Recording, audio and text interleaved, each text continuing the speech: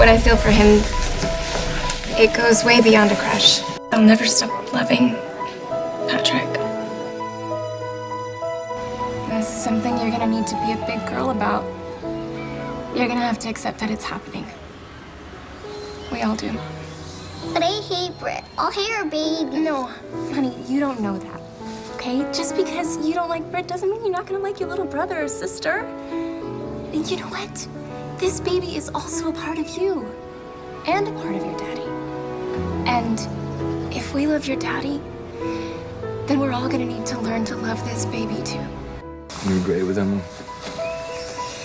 It's easy to relate to what she's going through. Look, I meant what I said to Emma. Britt's baby is a part of you. And I'm gonna love it the way that I... It's okay. You can say it. I love you too.